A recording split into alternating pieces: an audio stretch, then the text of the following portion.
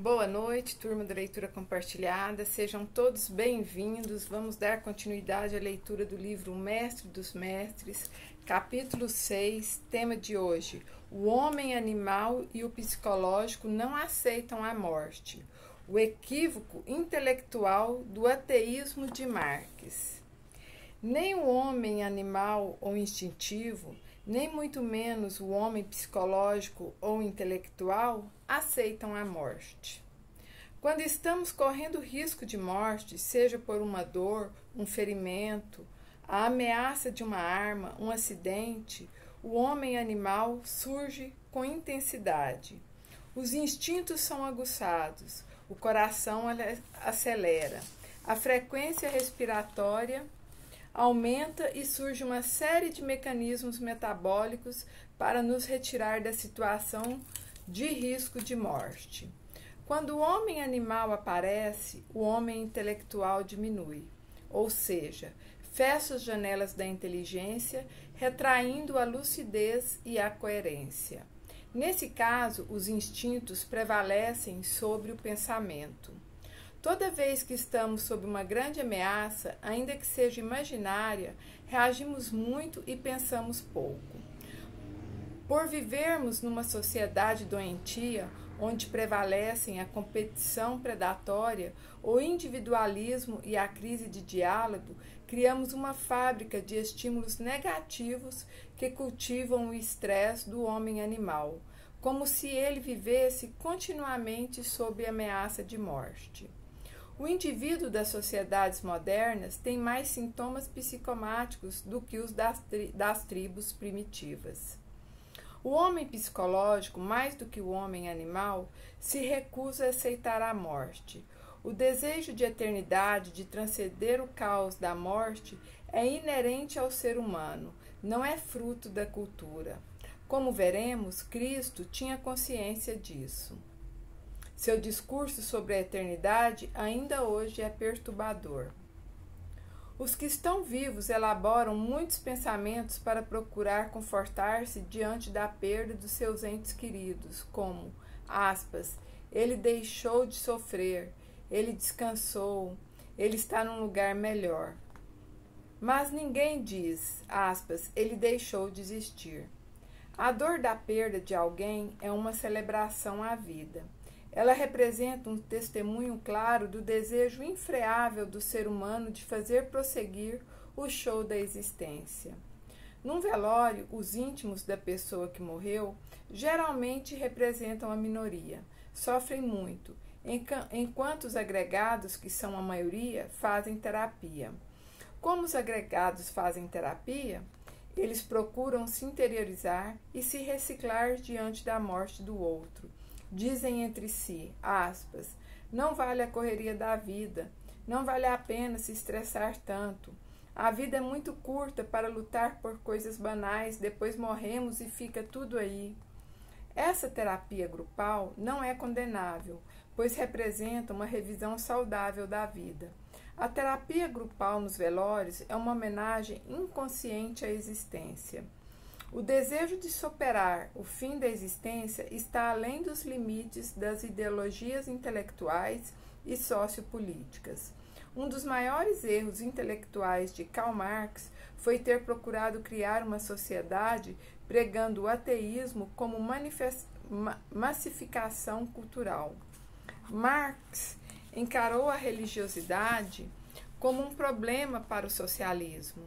Era um pensador inteligente, mas por conhecer pouco os bastidores da mente humana, foi ingênuo. Talvez nunca tenha refletido com mais profundidade sobre as consequências psicológicas e filosóficas do caos da morte. Se o tivesse feito, compreenderia que o desejo de superação da finitude existencial é irrefreável. O desejo de continuar a sorrir, a pensar, a amar, a sonhar, a projetar, a criar, a ter uma identidade, a ter consciência de si e do mundo, está além dos limites da ciência e de qualquer ideologia sociopolítica. O ser humano possui uma necessidade intrínseca de buscar Deus, de criar religiões e de produzir sistemas filosóficos metafísicos. Tal necessidade surge não apenas como tentativa de superar sua finitude existencial, mas também para explicar a si mesmo o mundo, o passado, o futuro, enfim, os mistérios da existência. O ser humano é uma grande pergunta que, por dezenas de anos, procura uma grande resposta. Ele tenta explicar o mundo, todavia sabe que explicar a si mesmo é o maior desafio da sua própria inteligência. Vimos que pensar não é uma opção do ser humano, mas o seu destino inevitável. Não conseguimos interromper o processo de construção de pensamentos. É impossível conter a necessidade de compreendermos a nós mesmos e o mundo que nos circunda. Na mente humana, há uma verdadeira revolução de ideias que não pode ser estancada nem mesmo pelo controle do, eu. Nas próximas décadas, os povos socialistas que viveram sobre a propaganda ateísta serão os mais religiosos, os que mais buscarão a existência de Deus. Por quê? Porque o socialismo tentou eliminar algo indestrutível. Tudo indica que essa busca já esteja ocorrendo intensamente na Rússia e na China. Na China, havia 5 milhões de cristãos na época em que o socialismo foi implantado. Agora, depois de tantos anos de propaganda ateísta, há notícias extraoficiais de que haveria mais de 50 milhões de cristãos naquele país. Além disso, há milhões e milhões de chineses adeptos de diversas outras religiões. O desejo de transcender o fim da existência não pode ser contido. A melhor maneira de propagar uma religião é tentar destruí-la. A melhor maneira de incendiar o desejo do ser humano de buscar Deus e superar o caos da morte é tentar destruir esse desejo. Tema: a medicina, tentativa desesperada de aliviar a dor e prolongar a vida. A ansiedade pela continuidade da existência e a necessidade de mecanismos de proteção diante da fragilidade do corpo humano mergulham o ser humano tanto numa busca mística, espiritual, como também promoveram intensamente o desenvolvimento da ciência ao longo da história. Os produtos industriais embutem mecanismos de segurança que revelam a ansiedade humana pela continuidade da existência. O que aparelhos elétricos e eletrônicos têm de possuir mecanismos de segurança para os usuários. Calma aí. Os produtos industriais embutem mecanismos de segurança que revelam a ansiedade humana pela continuidade da existência. Os aparelhos elétricos e eletrônicos têm de possuir mecanismos de segurança para os usuários. Os veículos incorporam cada vez mais sistemas de proteção para os passageiros. A engenharia civil possui alta tecnologia para produzir construções que sejam não apenas funcionais, mas também seguras. Nas empresas, os mecanismos de segurança são fundamentais nas atividades de trabalho. Porém, de todas as ciências que foram influenciadas pela necessidade de continuidade e preservação da integridade física e psicológica do ser humano, a medicina foi a mais marcante. A medicina agrega um conjunto de outras ciências: a química, a biologia, a física, a biofísica, a matemática, etc. E tem experimentado um desenvolvimento fantástico. Evoluiu tanto como tentativa desesperada de superar a dor, como para prolongar a vida. Há milhões de volumes nas bibliotecas de medicina e inúmeras revistas médicas são editadas todos os meses. O conhecimento se multiplica de tal maneira que a cada dia surgem novas especialidades.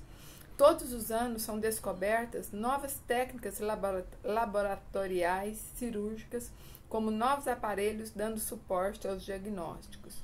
Diariamente são realizados no mundo todo mesas redondas, conferências e congressos médicos de todas as especialidades.